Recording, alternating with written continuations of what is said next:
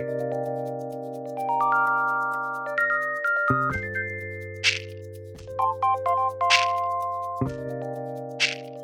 everyone, Patrick Teahan here, and welcome back to my YouTube channel.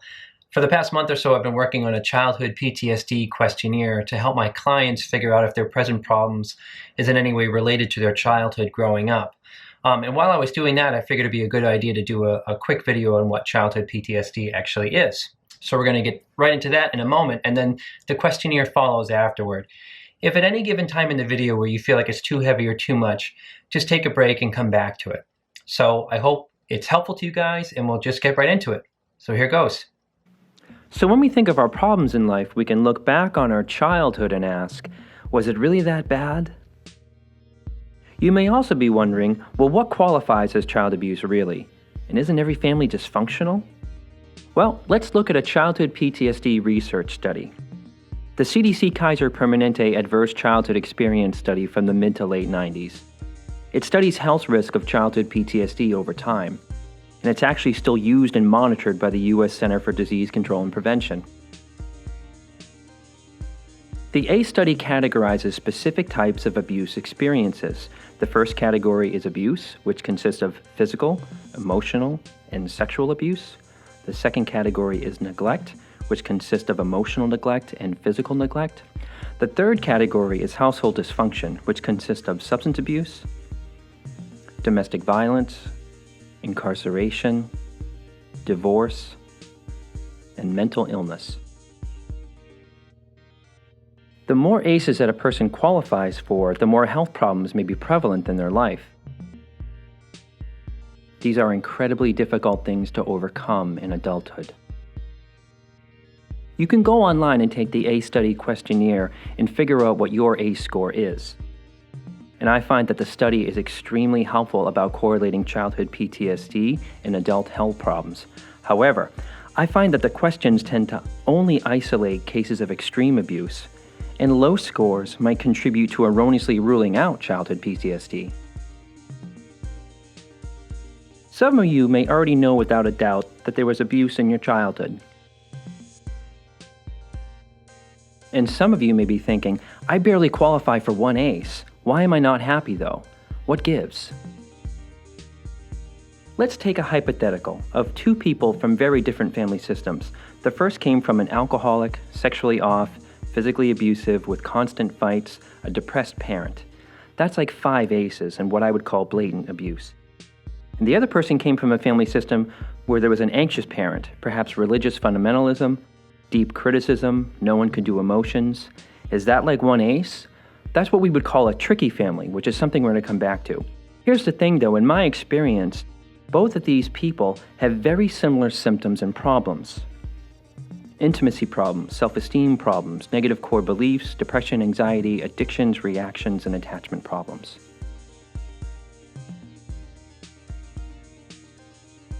So what is a tricky family? Well, a tricky family looks good on paper. Things seem normal. And 2, things seem stable in terms of providing basics for kids. Things like food, education, housing, things generally work. But the tricky family is deceivingly emotionally dysfunctional. And within that, a child's emotional and developmental needs are not met. Here are some examples of a tricky family. Well, one is having a parent who is emotionally shut down. Another is having parents with toxic intimacy between them or poor intimacy between them. Having a parent who has alcoholic behaviors, having a parent who is rageful, narcissistic, or authoritarian. Perhaps the family has major elephants in the room, family secrets, and can't talk about anything. Or that a child is abused outside of the home and they can't bring that information to mom and dad because it's not safe. Or simply that someone in the family has a medical illness and the children's feelings are not processed around that medical illness. So what does the tricky family have to do with the ACE study? Well, remember all those categories that we were looking at? In my experience, culturally, what I find is that we take these things at face value and we think about them in extremes only. Let's take mental illness, for example. I think when we think of the paradigm of mental illness, we think about schizophrenia, having a parent who's bipolar, having a parent with borderline personality disorder, or a parent that struggles with psychosis and suicidal ideation. But mental illness or mental health can also mean having a parent who's neurotic, a depressed or anxious parent, a parent with untreated PTSD and trauma themselves, a non-protective parent, or a parent who's self-consumed and unavailable. We can do this with the other categories from the A study. For example, physical abuse, well, that can mean beatings, but it can also mean spanking and corporal punishment. Emotional abuse, that can mean swearing at or humiliating a child, but it can also mean a child who is parentified or made into a surrogate spouse. Sexual abuse, that can mean physical sexual abuse, but that can mean having a child who's exposed to things like pornography or the adults being sexually off around the child. And domestic violence, that can certainly mean witnessing physical violence against a parent, but it can also mean witnessing verbal assault or threat of a violence. Here are some takeaways. In my experience, childhood PTSD is greatly underdiagnosed and misunderstood. 2. Childhood PTSD needs some redefining, as we often define it in extremes only. Severe beatings, sexual abuse, extreme neglect. And 3. Childhood PTSD treatment is more effective when we can clearly define abuse and inadequate parenting.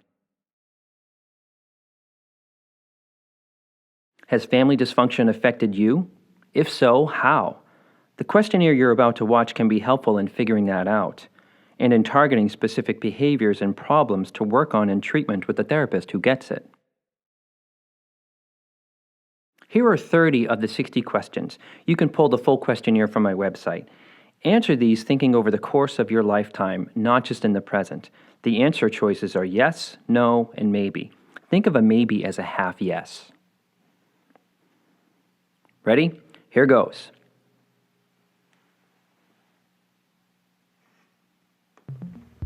Number 1.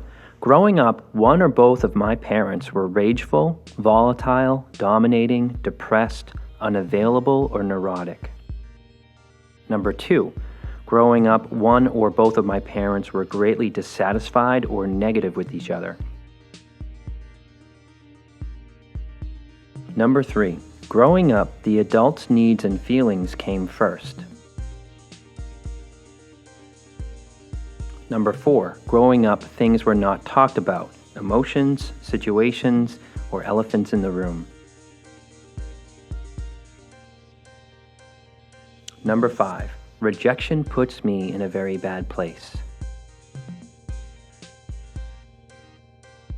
Number 6. I've consistently felt that there's something wrong with me and I feel defective. Number 7. I can be addicted to things: alcohol, food, drugs, sex, media, even caffeine. Number 8. I have relationship and intimacy problems. Number 9. I can isolate. Number 10. I tend to get through things rather than fully experience and enjoy them. Vacations, holidays, projects, shopping, gatherings. Number 11. I struggle with depression and/or anxiety. Number 12. I can have trouble feeling joy and/or spontaneity.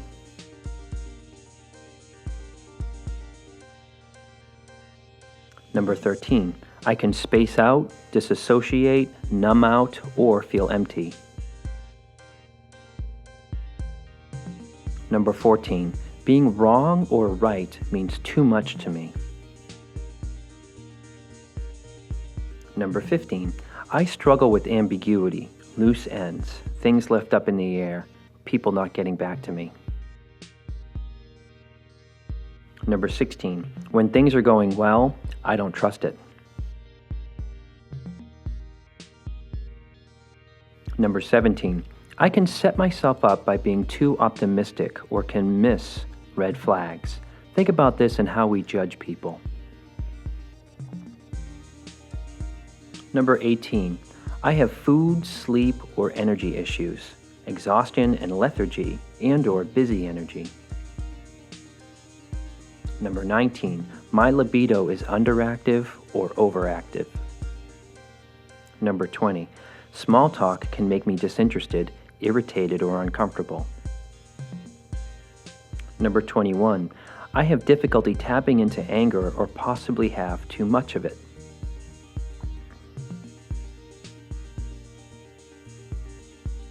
Number 22. I can be overly focused on fairness. Number 23. I can get upset when others don't read what is going on with me. Number 24. I can overpower or shut down during conflict. Number 25. I can have fights or arguments with people in my head. Number 26. I've been told I'm intense, too serious, or disengaged, too aloof. Number 27. After an intense conversation or situation, my feelings or thoughts catch up with me after a delay. Example, I should have said that. Number 28. I can be greatly affected by other people's moods, where I'm responsible for those moods or I feel threatened and become defensive. Number 29. I can be reactive or deeply affected by criticism. Number 30. My emotions and reactions can get in the way of my functioning or prevent me from being who I want to be. How to score. Add up all your yeses, and then add up your maybes and add them to your yeses for a second score. Any more than 5 yeses points to it being worthwhile to explore childhood with a skilled childhood PTSD therapist.